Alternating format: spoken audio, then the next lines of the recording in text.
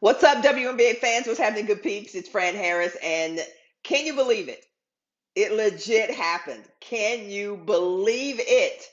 For those of you who have no idea what I'm talking about, you can't be a basketball fan if you don't know what I'm talking about. The WNBA has been talking about expansion for the last few years, and it happened. The Golden State Warriors became the latest member of the family when they acquired their team for, wait for it, $50 million, worth every single penny and some. Congratulations to the Golden State Warriors. Congratulations to the W on expanding. Congratulations to the women in the W right now who have been wanting expansion, needing additional roster spots. And finally, last but not least, congratulations to the young girls and women out there who continue to have a place to play after college. That's what this is all about. So let's jump in. Let's I'm not going to say unpack because I promised myself I wasn't going to say the word unpack this year. But let's break down this new happening in the WNBA. President Cathy Engelbert has always said that it was about getting the W in the right space before it expanded. And you got to respect a businesswoman who knows that the most important thing when you run a business is the health, the financial health, the mental health of the people in the organization, and the financial health of the organization. That has to take precedence over everything.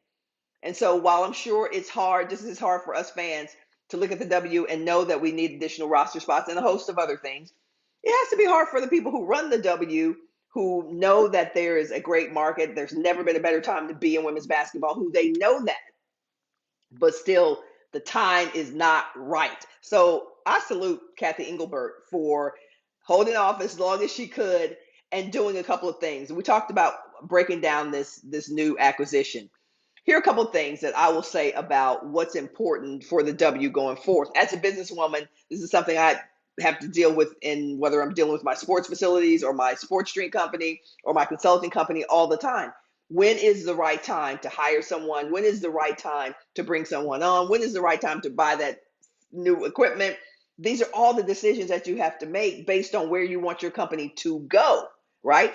Based on where you want your company to go, not just where it is today. So I salute the team, Cathy and the team at the W, for waiting for our first breakdown is the right city slash owner. The right city slash owner. All right. So those of you who have just joined the family of WNBA and may not know a whole lot about the history, we started with 8 teams. I was on the Houston Comets' first WNBA championship team, 1997, the first year of the league. And we're selling out in Houston 15, 16,000. I mean, no, like legit, no cap whatsoever. New York, selling out. Phoenix, selling out arenas. There was such a novelty and such a wait for the WNBA that everybody showed up. It was the fans were packed, the stands were packed with fans, and it was a beautiful time in the WNBA's life. And then the W, a few years later, decided to expand. All of a sudden, we've gone from 8 teams to 12 teams to 16 teams so fast. And what we had were cities that might have been excited about the W, but not necessarily owners that were committed to the W. Let me repeat that. Maybe not committed owners, but lots of committed fans. And so because the owners were not committed, then those teams ultimately did not work. They did not last. And yes, even in the city, the great city of Clutch, which is Houston, that happened in Houston. There's no reason, and this is a whole other video, why Houston failed, why people think Houston failed or folded, I should say, not failed, but folded. And is there a possibility that Houston can come back? If you want to see that video, if you want me to do a video as a Houston comment on what I think about Houston as a future team for the W, let me know. Put it in the comments, and I will do that. But back to the conversation of what happened. 8 teams, 12 teams, 16 teams. Cathy Engelbert has been very upfront about not bringing on owners who are not in for the long haul. Women, men or women who are not committed to the W, and therefore understanding that there may be some hard times. Surely, just like you're in a relationship, there are going to be some hard times. Are you going to hang in there or are you going to bail? So that's a public statement in her own words that Cathy has said many times, we're not just looking for deep pockets, we're looking for deep commitment.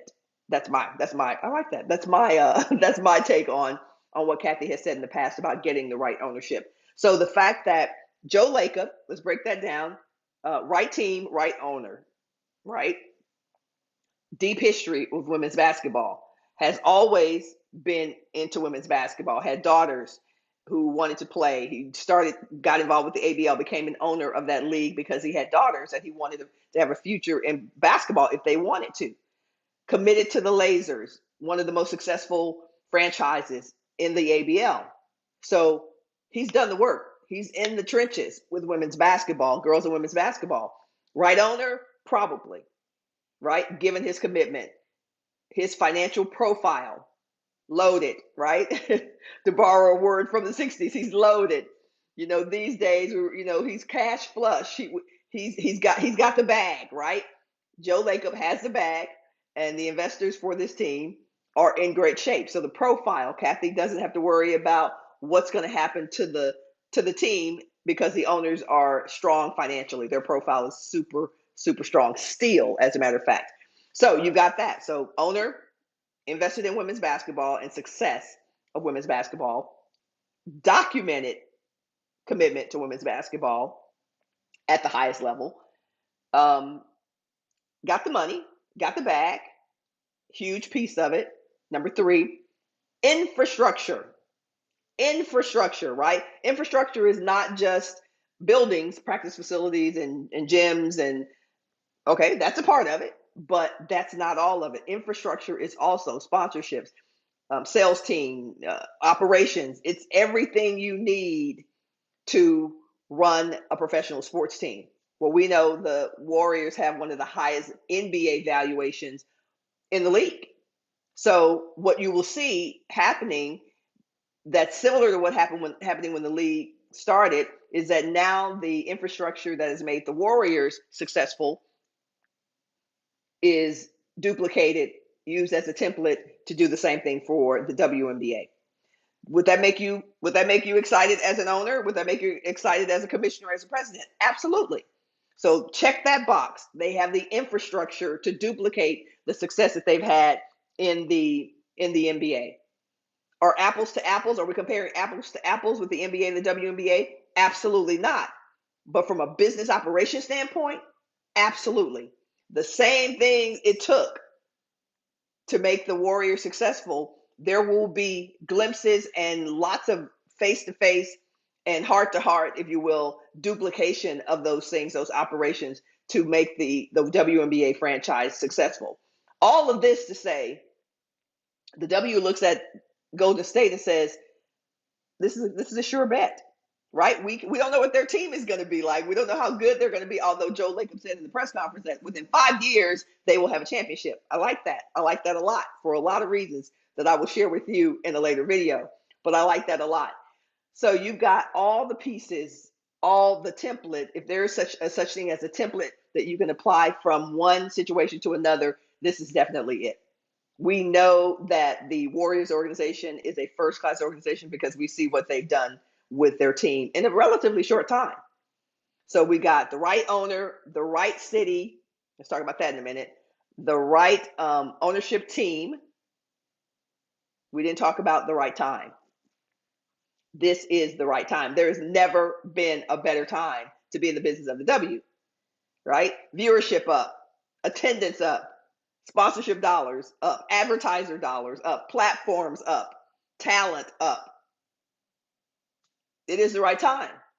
And I would say, even as I look at leagues before, which, by the way, I want you guys to, I'm going to give you a special opportunity to see a documentary that I'm producing called A League of Our Own, which is about the 3 most successful women's professional basketball leagues in our history. So I digress, but stay tuned for that announcement. You will get to see that. But those leagues didn't fail in my mind. The WBL didn't fail. It was 1978 to 81 is how that league lasted. It did what it needed to do. It laid the foundation for what we're experiencing now. Then the ABL came. ABL, only thing they didn't have were the deep pockets. Had the ABL had deep pockets, we might be having a different conversation right now. and now the WNBA, which obviously we're all here witnessing what's happening and the greatness that's happening in the WNBA. So, am I happy about the expansion of the WNBA? Absolutely. Do I think it's too soon? Absolutely not. I think we can do more. In fact, I am looking forward to us doing more. I heard there's going to be another announcement. Everybody thinks it's Portland. Some people thought it's Denver. Don't sleep on Austin. Don't sleep on Austin. I've heard about Nashville. I've heard about some other things. But it's the best time to be in the business of women's basketball. The college game has never been better. That's amazing. We'll talk about that some. But right now, I just want to bask in the glow of the fact that I'm going to San Francisco in a couple of years to see the whatever they decide to call the Warriors franchise for the WNBA. But I love the Bay Area, and this is a good time for women's basketball. This is a great thing. Let's celebrate. Let's support. And let's keep the conversation going, y'all. If you want to see something about expansion, you want to talk more about the business of the WNBA, which I'm going to be doing a series on that. Of course, I'm going to invite you to see my new documentary called The League of Our Own. And let's talk about, everything from the name of the new franchise. Let's talk it up. Let's chat it up. All right. Put those comments in the comments section, and then I'll hit you up on another video sometime soon. All right. Peace, y'all. Take care.